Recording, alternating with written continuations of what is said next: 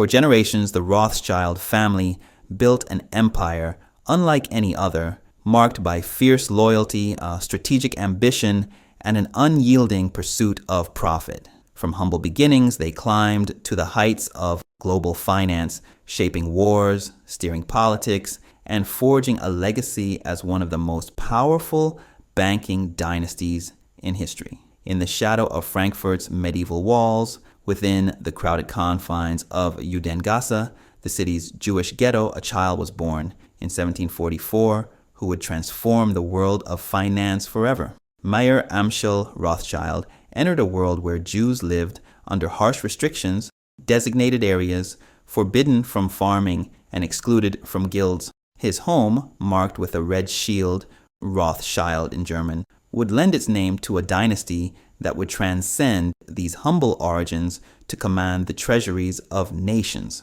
Young Meyer's father, a merchant dealing in small goods and textiles, died when the boy was just 12. By necessity and innate brilliance, Meyer shifted from textiles to rare coins and antiques, discovering how money itself could generate more money. While working with Prince William of Hesse-Kassel, one of Germany's wealthiest nobles, Meyer pioneered what modern financiers would recognize as front-running. Using borrowed capital to purchase coins he knew the prince desired, then selling them at considerable markup. This financial alchemy transformed the ghetto-born merchant into Frankfurt's richest man and opened the door to banking where real fortunes awaited. As 18th century Europe trembled with political upheavals and war, Meyer executed his masterstroke, a strategy so brilliant it resembled a mystical pentagram across the continent. From 5 sons, he created a unified financial network spanning Europe's major capitals. Amschel remained in Frankfurt to manage the original house. Salomon ventured to Vienna, securing financial ties to the Habsburg Empire. Nathan, perhaps the shrewdest of the brothers, established himself in London. Karl journeyed south to Naples to serve the Italian states, and James, the youngest, conquered Paris. This living pentagram of Rothschild power was connected by a private courier system that moved information faster than government communications, a Renaissance internet of horses, boats, and loyal messengers carrying intelligence that translated directly into profit. Before electric telegraphs, this network granted the brothers days of advanced knowledge on market-moving events, a perpetual edge in volatile times. Nathan's journey to London in 1798 with £20,000 in capital exemplifies the family's business acumen. Rather than merely changing money or dealing in bonds, he established himself in Manchester's textile industry with ruthless efficiency. Through vertical integration, Nathan controlled every profitable step, from raw cotton imports to dyeing, weaving, and finished cloth. When regulations threatened profits, Nathan wasn't above smuggling contraband textiles, rapidly multiplying his seed capital into a fortune that could underwrite grander ambitions. The Napoleonic Wars presented unprecedented opportunity. By 1815, Nathan had become the Bank of England's primary bullion dealer and contractor. In a spectacular display of financial daring, he orchestrated the purchase of £800,000 in gold bullion, a sum equivalent to billions today, which he then sold at a premium to the British government, desperate to finance Wellington's armies. More impressively, the Rothschild network managed to transport this treasure across war-torn Europe, slipping past Napoleon's blockades through their web of agents and couriers. Then came Waterloo, the moment when legend and history intertwine in the Rothschild story. On June 18, 1815, as British and Prussian forces clashed with Napoleon's army in a Belgian field, the fate of Europe hung in balance. While other London financiers anxiously awaited news, Nathan received word of Wellington's victory through his private courier a full day before the government's official messenger arrived. What followed was perhaps history's most audacious market manipulation. Nathan appeared on the London Stock Exchange looking despondent and visibly began selling British government bonds.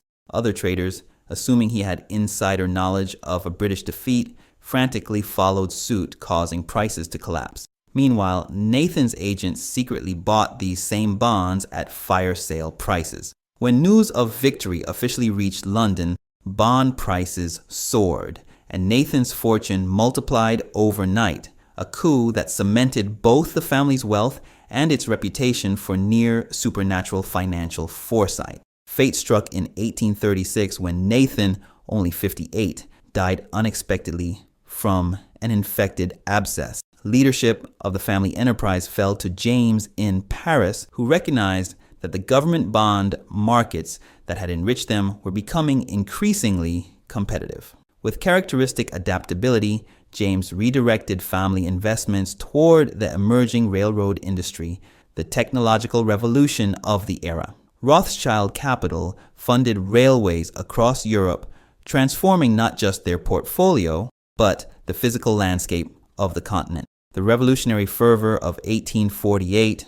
brought this network its first great test when James's bank in Paris teetered on the brink of collapse as revolutionaries stormed the streets. Lionel Rothschild in London, demonstrating the family's unwavering commitment to mutual preservation, extended a crucial loan that saved the Paris house. This same Lionel later challenged Britain's religious barriers, winning election to Parliament in 1847, but refusing to take the required Christian oath. For 11 years, he won re-election and was denied his seat until, in 1858, Parliament finally changed its rules, allowing Lionel to become the first practicing Jew in British Parliament. By the 1870s, the Rothschilds faced something they hadn't encountered before, a serious American rival. During the Franco-Prussian War, while the Rothschilds backed Prussia, Junius Morgan, father of the legendary J.P. Morgan,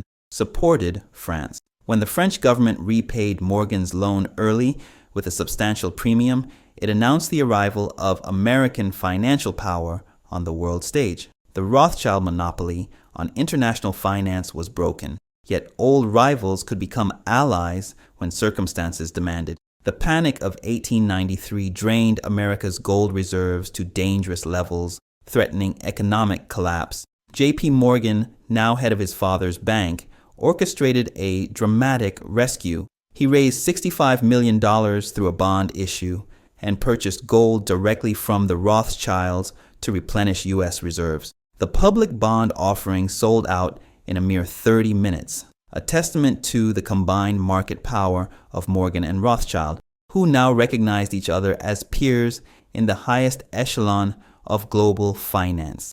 The 20th century brought unprecedented challenges. World War I placed different branches of the family on opposing sides for the first time, as the London and Paris Rothschilds supported the Allies while their Austrian cousins were tied to the Habsburg Empire. The conflict shattered their pan-European network, and the interwar years brought hyperinflation that eroded old fortunes and rising anti-Semitism that threatened the family itself. World War II delivered even harsher blows. The Nazis seized the French Rothschild banks and vineyards, sending family members fleeing or into hiding. Avoid costly finance mistakes. Finance Fiascos Volume 1 Raw Confessions plus mind map PDFs for bite-sized quick review of these videos. Use code CLUE10 for 10% off today only. The Vienna branch had already been forced to surrender its assets after the Anschluss. The once unified continental empire lay in fragments, and only the London house emerged relatively unscathed. In the post-war era, the London branch, N.M. Rothschild, maintained its position in elite private banking, though not without controversies, including financing figures like Robert Maxwell, the media tycoon who would later be implicated in one of Britain's biggest financial scandals. Internal family divisions, particularly between cousins Jacob and Evelyn Rothschild in the 1970s, complicated efforts to modernize in a rapidly changing financial environment.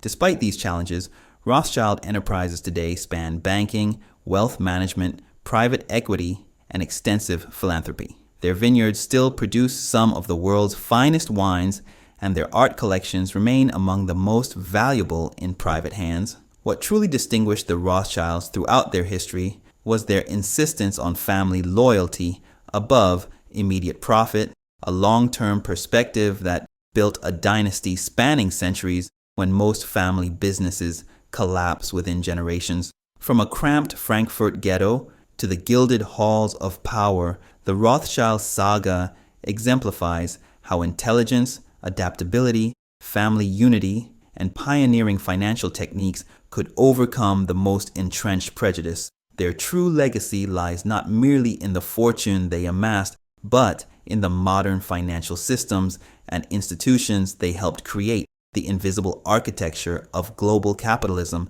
that continues to shape our world long after the red shield of the Judengasse has faded into history. If you like this video, please make sure to like and subscribe. It helps the channel tremendously. Thanks for joining me, and as always, be safe out there.